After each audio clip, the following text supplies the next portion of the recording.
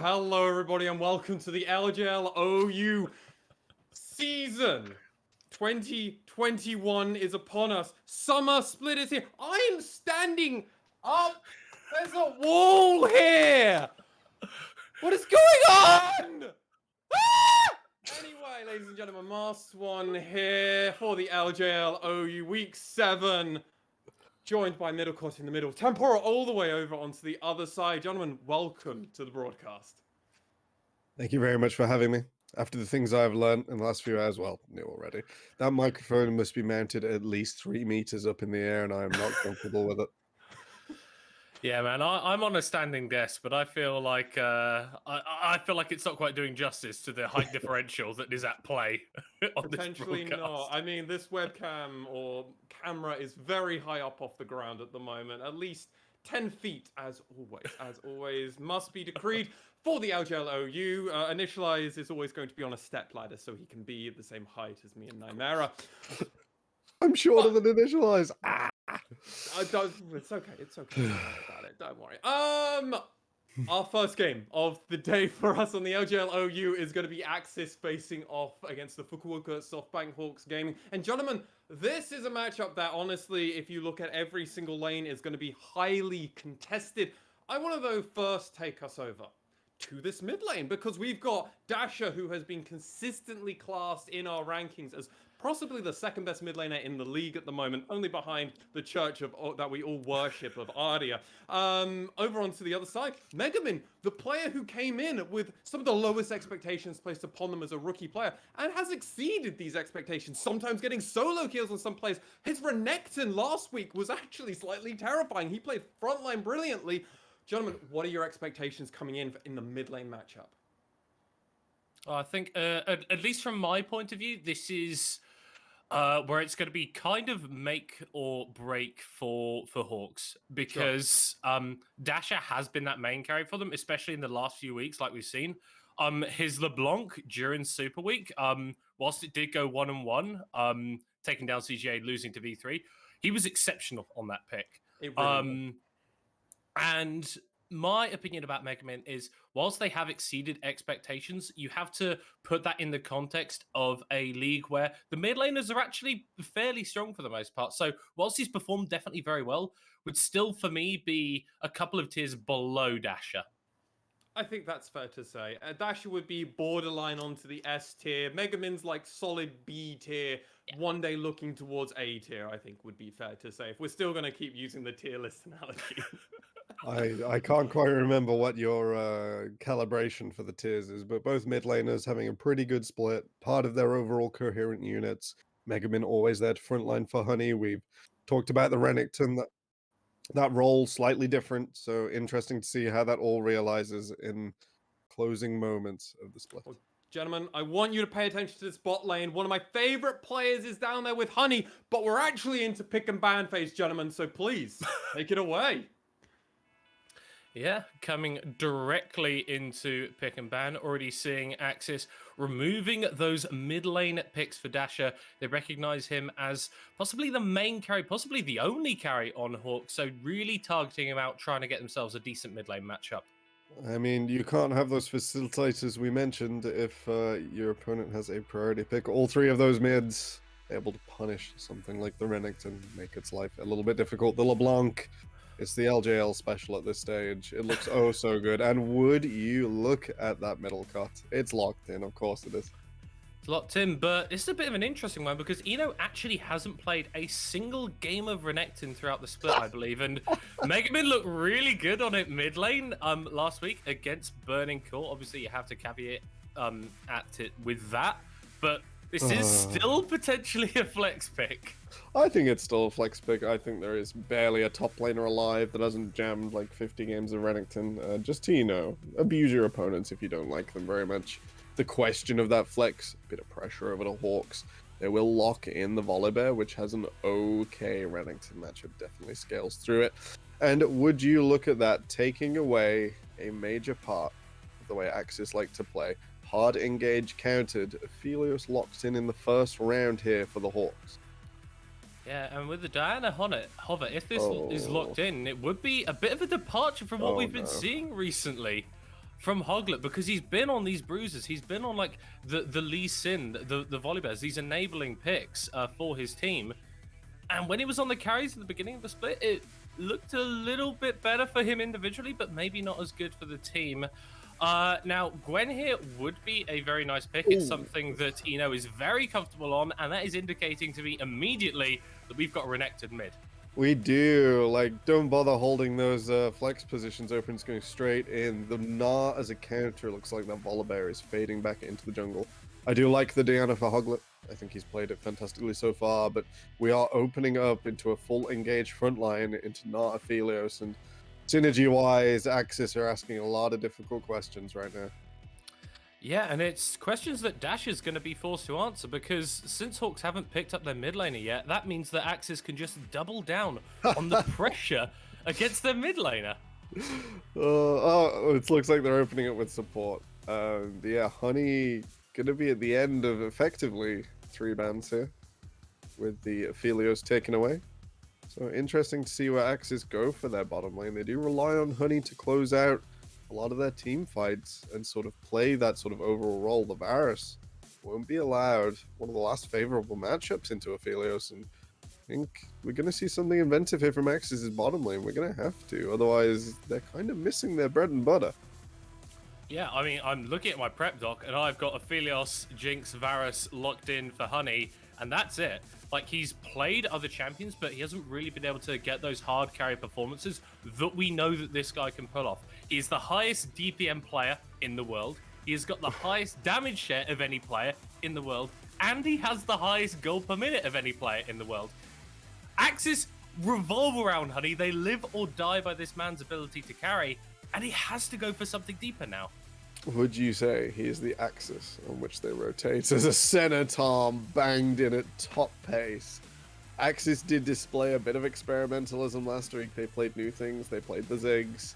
They wanted to try different things. It did end up costing them. And in a game that Softbank Hawks really, really want to play, as it's the only way they don't lock last place, 6th in our playoff bracket, Axiz may be taking the more relaxed route. Yeah. One may say relaxed, one may say inventive. I think there's definitely the recognition that you are going to have those bans targeted towards Honey in that second phase. So they're showing us something that we haven't really seen before from them, and I like that, because Axiz have been one of the surprise packages of the season. I think a lot of people had these guys down at 7th or 8th in their in their pre-split rankings. Me included. Me included. Yeah, well, I was the only one that put them above that at 6th, so not saying too much there. But these guys have really shown up throughout the season, and they're actually challenging for 3rd, which is something that no one expected. It's been a wild old ride for Axis, and I'm excited to see how it finishes, because, you know, I don't think coming 6th is true. I think it's impossible for them to come 6th, right? I think they can come 5th. I'm doing some math, like head maths. No, not even the kitchen like paper here.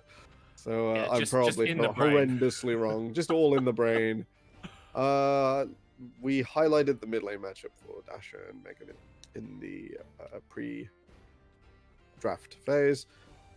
Renekton and Orianna go a little deeper than the more recent Renekton mid stuff. Renekton, I think season 4, was available to be flexed against the Orianna, finding the access through the wave, as Orianna likes to play on the wave. Keep her ball going backwards and forwards in a straight line away from her is the fastest way to dispatch your opponents and trade effectively. Renekton likes when people stand in minion waves, and he really enjoys walking up and playing disruption there.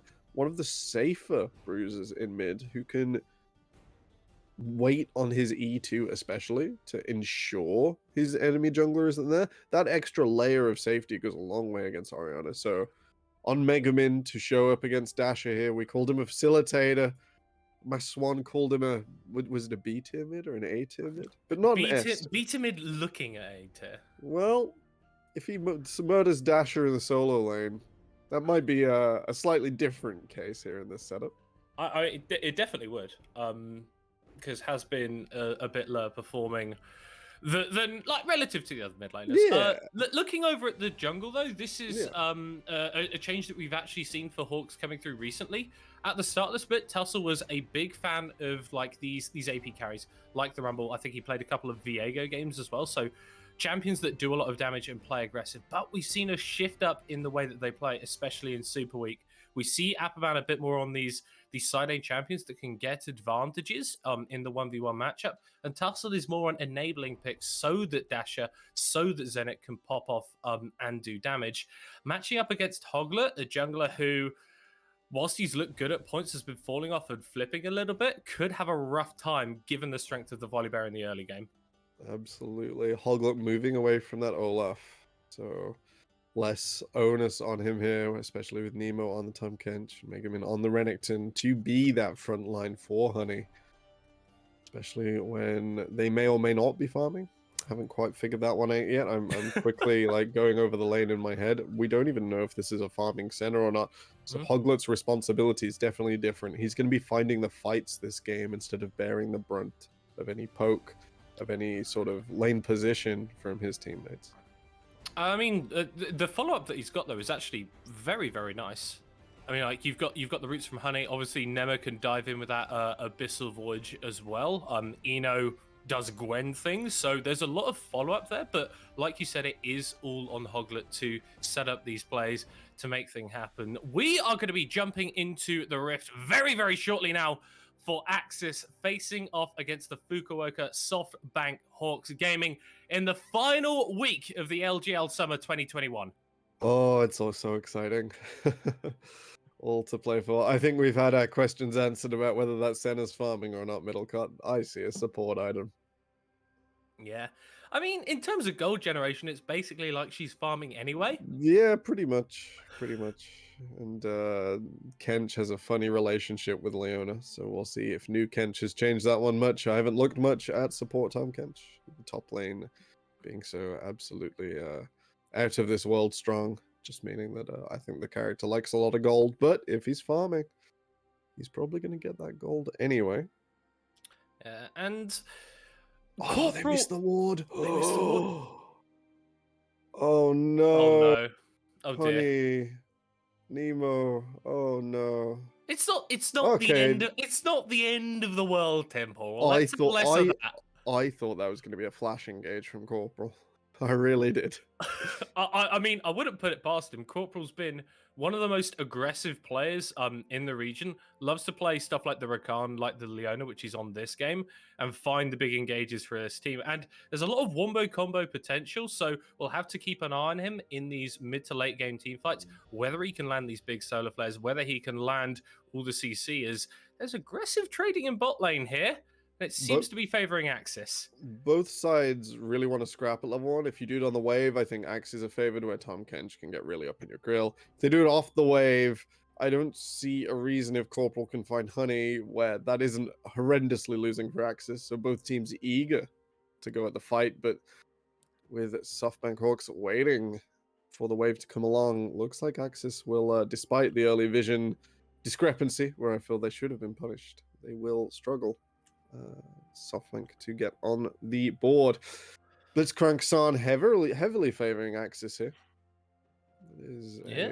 He's a big Axiz fan. Well, I mean, once you get to 40 minutes, Honey's gonna have around about 1 million stacks on this center, and yeah, whilst those were nerfed a few patches ago, it's still a very disgusting late game hyper carry. We'll notice that dip around 10 minutes. That is second Rift Herald plus Volibear ultimate, I believe, for the Hawks. So Blitzcrank-san doing his little meta-analysis again. I don't understand how it works, but it seems to line up quite nicely with common events that work for these champions. So I always tend to look for those. It's always a lot of fun.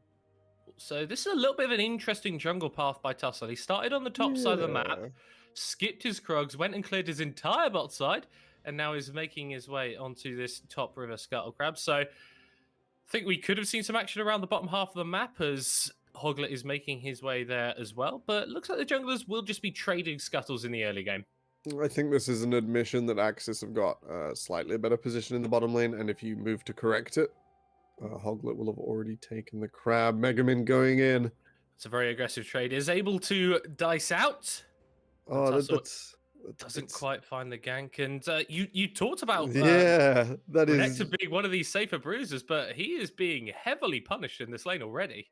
He is getting heavily punished, don't get me wrong. Early waves will always favor the mage, but then it will become harder for Ariana to farm later. But even though Megamin was found in pretty much the worst position you can be as a Renekton, just saves the E2, wanders on out. Just that is peak Renekton. Oh, as Corporal is wandering on top of them, who goes back in with the Abyssal Voyage, but he doesn't get it off in time. First blood going over to Zenit as Honey is going to be forced to cleanse away. Is able to escape the bot lane engage, but that's a load of Summoner's Bone on the Axiz AD carry, and first blood going over to the Hawks. It is Hawks taking the early lead in this bottom lane. There are also a significant number of CS, so the double gold generation not keeping up to start with. That is a bit of an alarm here, especially when Corporal on this Leona will have the Solar Flare in just a few minutes. Those summoner spells will not be returning. So we see the play start off here. So Zenit gets tagged by the Glacial Fisher. Maybe Nemo feeling a little comfortable. Stays up on the wave. Infernum batters away. And then the Gravitum just catches him out a little too far. The return snare from Honey. Not in time to stop Zenit walking forwards and pushing him out. And then being forced to blow double summoners as well. Like you mentioned, when that solar flare is available for Corporal, he's going to be dropping it on Honey's head with no remorse. And this is something that we've seen all too often from Nema. He's been a very good support at finding fights in the later stages, but he does die a couple more times than he needs to each game. And when you are playing around Honey so frequently for Axiz, that could be really detrimental, having a support that is caught out a little bit more often than he should be. You're right. It's the facilitation of Honey. It's like, do you need to die here? Could you like donate further time and presence into your AD carry? The answer is probably. I would probably expect that Axiz haven't played too many games of this lane either from the way it's working out. So I guess more practice for more playoffs games as they just continue to further refine their options. And I suppose this is the way to go if you want to actually challenge for playoffs. And that first place, you have to reinvent yourself against a DFM and Rascal Jester that still look too strong. Oh, as Corporal is going in for another short trade against Nema. Doesn't go as disastrously for Axiz as the previous one did, but still getting bullied out in this lead, like you already mentioned. 20 CS up for Zenit versus Nema. And they might be looking to make a dive happen here as Tussle is in the area, but Hoglet is there to respond as well. We'll just clear out the control ward and back away. A little bit of further invading. Hoglet will spot this off the back of the control ward. Both junglers level 5. Camps coming up. Guys, go and get level 6. Dasher with a very safety-focused flash there. Doesn't want to get stunned up by the Ruthless Predator, because Megamin was at max 3. That is a 1.5 second stun, and even though Hoglet doesn't have the Moonfall yet, Diana still does a disgusting amount of damage as Tussle continues to make his way into the bottom side of the map. But is this... how disastrous is this for Axiz? Is this the end of the world as Corporal is diving very aggressively onto Honey? There is no Devourer available for the Tom Catcher. This is going to be another kill for the Fukuoka Softbank Hawks bottom lane. You asked a question there, Middlecott. The answer is yes. If Zenit can consistently just walk up on Honey like that, even like the Devour's not available yet, but it will be real soon. Even after that, he's going to absolutely burn through this Tom Kench. And I think Blitzcrank Sound is definitely regretting his predictions right now. Megamin starting to embody that Renekton mid. Gets a flash out of Dasher for walking up with his jungler present. So we'll look to see Axiz return. They still have options, but it's probably not going to be the Honey show, at least for a few more minutes. Yeah, we see this engage on the bottom side of the map. It's just walking too far forward. Corporal goes in, the CC lands, and... yeah, with no flash and the cleanse coming up in a few milliseconds almost. Can't find his way out of that one. Bot lane's looking rough for Axiz. Mid lane's looking rough for Axiz. It's really only the top side that's going at least even for them now. Super brutal is how I'm going to describe the bot lane fight there. Like, this Senna doesn't need farm. She needs time. And she needs a position on the wave to grab those souls, those bullets, for the Wild West skin, which name is avoiding me. I think it's High Noon. High Noon. I think it's High Noon as well. When you can't buy that time on the wave. Sure, you can move to a different lane to try and get it as well, but you are conceding a lot over your Hawks counterparts who can just continue to farm the wave and sort of do as they please. It's a bit of a worry for a center bot lane when you get ran over to the degree that you can't quite stay in the 2v2, something this champion is meant to excel at. Yeah, and we did see a swap initiated by the Hawks towards this Rift Herald, but with Appleman staying down in the bot side, getting a couple of tower plates for itself, will be the objective going over to Axiz. So, whilst it's not been a great early game, they will find a little bit of solace in grabbing that objective. Is there a particular lane that you want to see this move towards? I'm thinking next dragon looks like the option. I can't quite see the timer here, but it's definitely been more than a minute since it was taken, so less than 4 minutes to the next one. Best to use that empowered recall, get out on the map quicker, try and shock someone over some vision, and then try and power it through either lane. You'll have your choice here. It looks like we could get some gold back over to Honey and Nemo or onto Megamin, and then force priority on the dragon. Yeah. We do see Corporal resetting now. I imagine that the Hawks are going to look to move their bot side down and back to the bot side when this dragon is respawning. A little bit of a misplay, I feel, there when you're moving your bot lane up towards the Herald. You want to be getting a better contest off of that, but Axiz, they looked him in the eye and they took it away. I think the bot lane setup position was fine. You got to do it if you want to play for it. But then with the shove in on mid, making Dash's rotation more difficult, no teleport to return to the lane. I think the Hawks not in a rush to risk their lead at this stage. And while the Rift Herald is nice, quite the same as giving up like the second dragon, which will be the Cloud. So it will be that Infernal Mountain Soul, that direct combat efficacy. A little scary here for Hawks. They would have no doubt preferred the Cloud Soul just be present. No risk over to Axiz picking a few up. But they do have that Ocean Drake in pocket right now. So the Soul win condition isn't really something that Axiz will ever be able to threaten, which is weird for them because dragons have been the focus of their team. They've got the highest dragons taken per game in the league, I believe. So they love to put focus around that objective. And Zenit is opening up here with a Moonfall onto Honey, who cleanses away.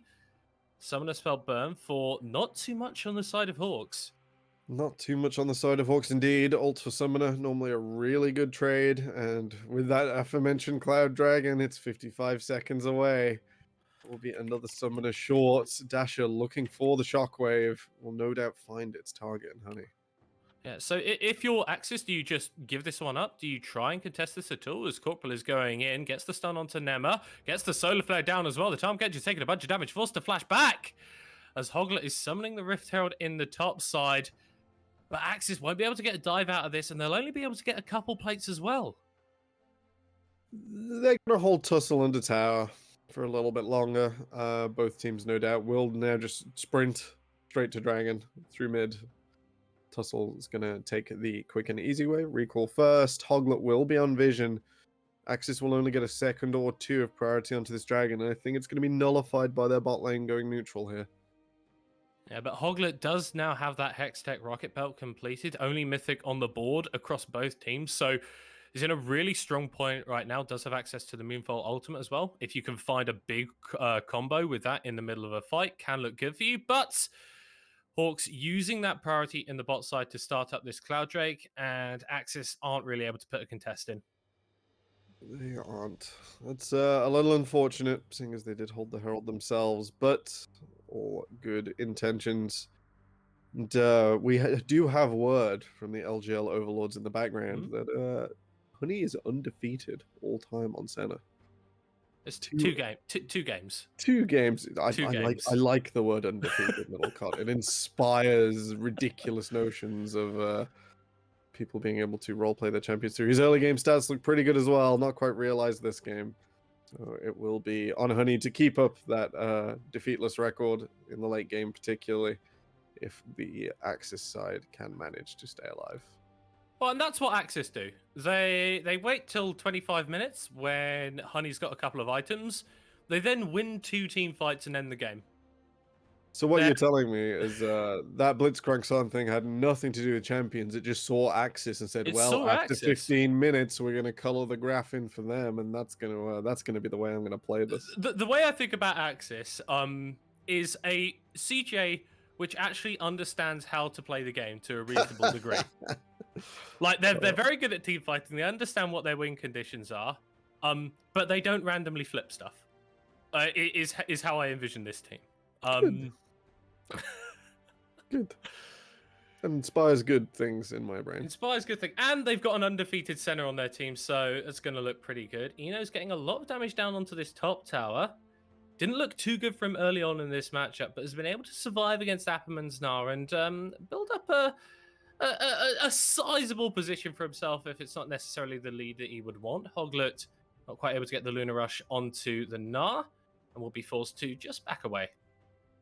I think Axis will be happy just checking in there, and that sort of positioning from the Nard does bleed a little information. It means the Volibear isn't immediately available.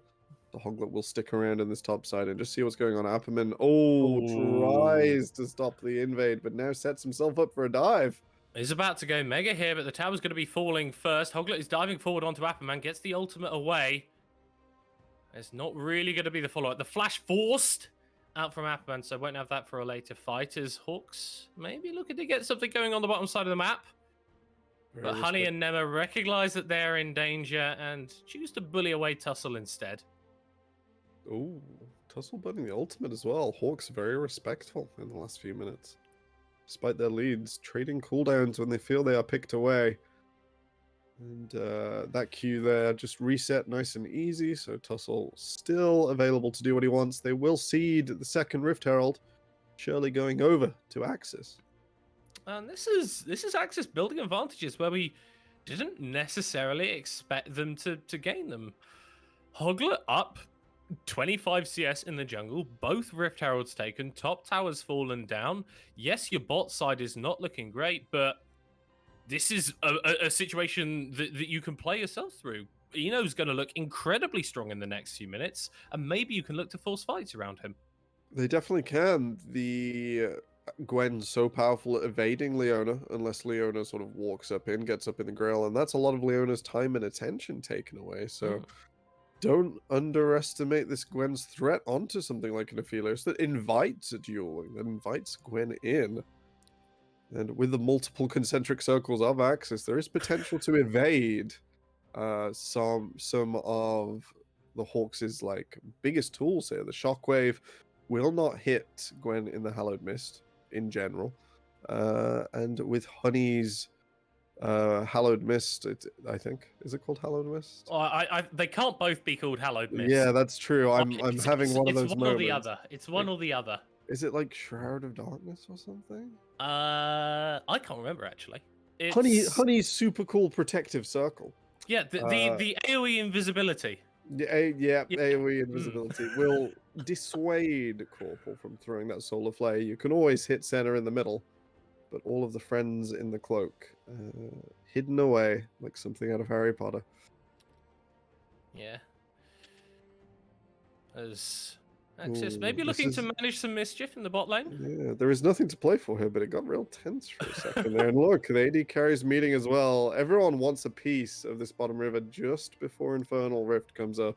Yeah, I mean, you say nothing to play for, but if Hawks can get Soul Point at 18 minutes, that's going to put them in a massive advantage just positionally on the map. We'll see Honey and Zenit fighting for mid lane priority, but the Hawks AD carry is 2 levels up. Yep. So I'll clarify the nothing to play for. Sure, the Dragon's coming up, but if Axis lose summoner spells, they're dooming themselves. And if the Hawks lose summoner spells, there was really no need for it. So with the vision traded 50-50, a bit of acceptance. Tussle going low. Oh, does use the ultimate away. The Solar Flare doesn't really connect onto anyone as Crupple is diving into the backline. That's going to be the Moonlight Vigil fired out, but it doesn't connect with the damage. Apman's coming through from the backside. Axis, they still, don't have the Moonfall available, so they don't have the ultimates to take this fight, and they're giving up position to Hawks.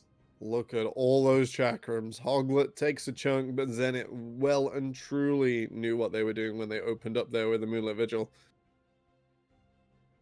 As Axiz are moving around the mid lane, but they're not even able to get the tower as the Hawks continue to run forward. Tussle looking to make a penalty. That's a double flash away from the Axiz duo. And Hawks are just running this game right now. Only 2 kills, but they are so far ahead. They are the side lanes not coming to fruition. Well, any lane not really coming to fruition from Axiz, especially the bot lane that was meant to tie it all together. Let this Gwen and Renekton stand up in ways that normally bruisers and duelists just don't in team fights. But you're meant to sort of force it through with the center, keep them healthy, trade any big tools used onto them for just a bit of healing from the center and a bit of damage forwards. And it's just not come online yet. And a case of how late is too late right now as the Hawks look dominating. That Aphelios multiple levels up, as you mentioned, on both Honey and, well, actually just Honey. I can't really Just count. Honey. Middlecott, take it away. My brain. He's the same level as Nema, which is a weird situation to be in as supports that often find themselves about 4 levels down. But And now he's in the lead. Now he's in the lead. Okay, there we are. One of the big things about constructing narratives is just make them, and then the gameplay will eventually fit it. Perfect example there. But it's Axiz aren't really finding their fit in this game. The lead isn't massive for Hawks, but they're just playing with so much control, which is why it feels huge. We've got the Immortal Shieldbow completed on Zenith, so the dive that will come out from Eno, Hoglet, Megamin is less effective at this point. He's able to play defense to these carries. Yes, they've just taken this tower on the bot lane, but they're trading, and Dash is getting more and more gold. It is, and the Orianna hard to approach without those tools we've mentioned. Able to manage the front line. Anything you try and do to Tussle or Corporal will be met with a protect, and then if either of those champions are able to find that initiation forwards, will be the ball delivery system. Axiz looked like they had a bit of a run there, trying to just get as much gold out of this bottom lane as possible. And while they get half of the tier 2, Apperman showing up will be enough. That's numbers disadvantage, and Hawks know it. Oh, that's the Devour onto Honey. That's a beautiful shockwave to pull Nema out, as there goes Tussle diving onto the tower, and Corporal will pick up his 2nd kill of the game. I think we're going to see a few more repeats of that, and then maybe a few inhibitors falling. Middlecott, it's a bit of a difficult position for Axiz right now. The Tom Kench especially has a difficult shake of things. You're meant to be able to remove your carry from the map, to be able to, take your opponent's tools away from them, but at the moment, just looking a little bit vulnerable. Not as tanky as he'd need to be as we jump into the replay, and it's really just a case of Honey and Nema extending without vision. Well, look at the Hawks know there's still 2 people in bottom lane. They were just trying to clear the tower against Apperman. There's no way for them to get up here. Tussle knows it.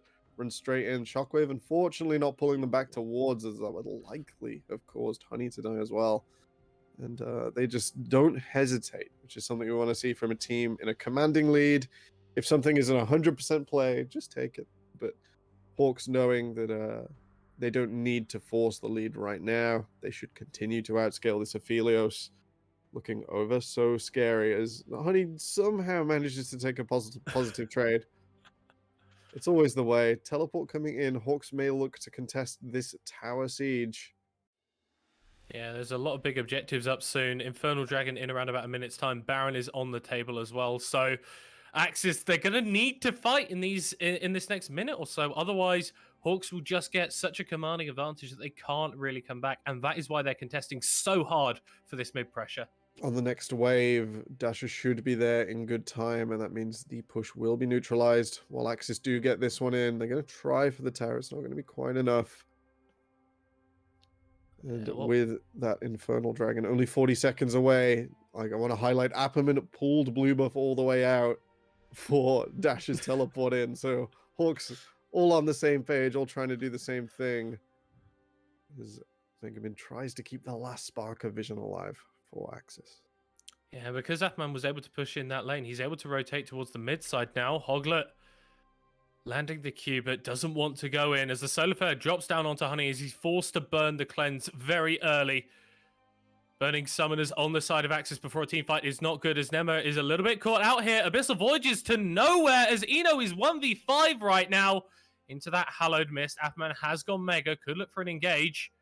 He's being sped up with that dissonance, throwing the boulders in, but that's a wonderful hit by Hoglet, but there is absolutely no follow-up. Appman able to get the Nara away as the shockwave comes out. Tussle diving back onto the backside. Honey trying to do damage on the back, but he can't do it. And Hawks just get the clean ace. They can get the Drake, they can get the Baron, they can get this game.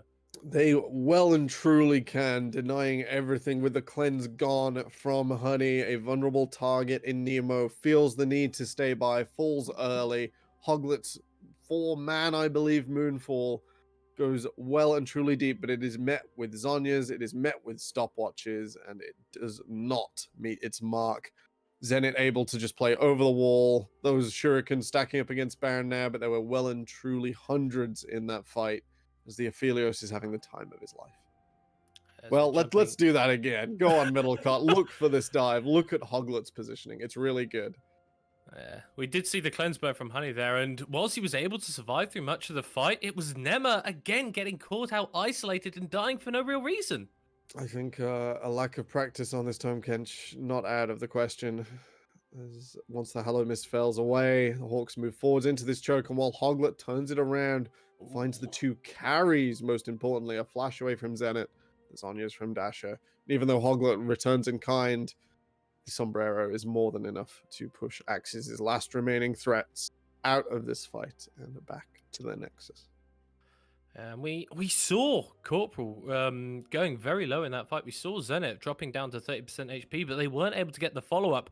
1.5k damage from Honey in a team fight at 24 minutes is not something that we'd expect. We'd expect this guy to be doing massive numbers, but he's not on the Jinx, he's not on the Aphelios, he's on this Senna, who hasn't reached that item spike yet. Only 74 souls on the center. I believe it's 80 or 90 where she gets her last super necessary bonus. Is Megumin playing a little up here? As Tussle is playing a little bit down, getting onto the Renekton with ease, as Corporal will be taking it down. No, actually, Hoglet is able to get the escape off. That's the 9th kill for Softbank Hawks with no response from Axiz. Appman's pushing for free in the mid lane. They're going to be able to push in this top lane wave as well. Maybe grab an inhibitor. Axiz are looking shook. They are looking shook with the Infernal Soul as well, that extra damage. It's all coming together for the Hawks here. They're just taking it nice and slow. They know what they need to do. They know what looks like a bit of a flip, and they're sticking along the line they need to right now. It looks really good for them. As this is going to be potentially the 2nd inhibitor falling at 26 minutes. And when you're in this position as Axiz, there really is nothing that you can do. Like you mentioned, the Infernal Soul and the Baron will be falling off in a minute or so's time. But look at the power play that they've got out of this one. 4,000 gold advantage gained by Hawks in the duration of this buff. It is no small amount. There's key item purchases coming through. Multiple members picking up the stopwatch for that last huge play under the Nexus towers where they could just go invulnerable and push the limit. 4 stopwatches in for the Hawks, and no doubt Leona will be finishing her Zhonya's soon. It feels a little odd to say already using the stopwatch, so I'd like to congratulate Riot Games on giving everyone 650 gold of free economy this season. Yeah, I'm excited for Zhonya's Worlds, to be honest, Middlecott. It's only around the corner. Yeah, haven't had those Corki or Azir buffs yet though. So you know what? Someone said to me the other day, it's like, oh, they're buffing X champion, Worlds is coming in. I was like, what? You're young. It's like wait for the Corki, wait for the Corki, Azir, and Jax buffs. We're not there yet, my friend. Oh man. Oh, how many worlds have you watched actually? Like all of them. I am an old person. I didn't attend the first one. I was far too young to get on a plane on my own. But I've attended parties or like set out like huge amounts of snacks in front of my desk for all of them. So I love the World Championship. It's my Christmas. I often just forego Halloween and it's Worlds, baby. Yeah, as Hawks are presenting a very solid front looking towards playoffs, Axiz may be the third best team in the region right now, as Honey forced to blow the cleanse again, and Hawks just do not stop with this aggression. That's the third inhib tower they've taken. The TP behind, shockwave landed from Dasher as the Hawks go in, and Hoglet finds nothing. Megaman coming through on the backside onto Zenit, but he goes golden. There comes the railgun. There goes the Renekton falling down. Hoglet will die as well. And the Softbank Hawks will look to close this game without a single member dying. Tussle jumping down onto the fountain. He goes golden as well as Dasher takes a laser for his troubles. It has been domination by the Fukuoka Softbank Hawks Gaming as they take down Axiz.